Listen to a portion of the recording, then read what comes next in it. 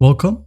In this video, I'll show you how to download Rust on PC. It is actually pretty easy to do. First up, if you don't have it yet, make sure that you download Steam right here to be able to open up Rust. All right, if you don't have Steam, just go ahead and open up your favorite browser. Now type in Steam. Hit enter. And here in the first click, as you can see, install Steam is available. Just go ahead and click on it. All right. And if you don't have an account yet, just go ahead and click on login and click create an account. Once done, go back here and click on install Steam. And as you can see here, I'm not going to do it again as I've already done it. All right, I'm just going to hit on cancel. Now for you, just go ahead and follow the simple prompts on how to install it. And once done, you can just go ahead and double click on Steam to open it up.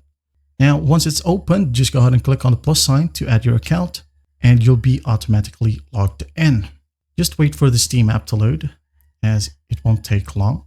If this is the first time that you have set up Steam, well, it's going to take a while to update Steam, but just patiently wait. Now, once you're in here, go ahead over to Store and make sure that you click on the search function right here and type in R-U-S-T, Rust. And as you can see here, it is available for about 18 to 19 bucks. All right, just click on it. Now go ahead and scroll down. And in here, you should be able to find Buy Rust. If you want to, you can go ahead and select any of these bundles right here, all right, with DLCs.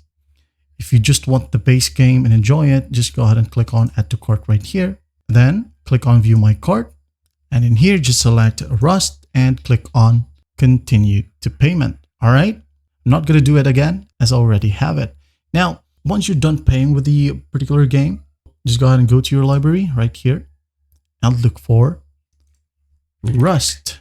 All right, as you can see here, we have the Rust Staging Branch, and Rust SDK. Just click on Rust right here. And instead of play, you'll be able to find install. Click on install.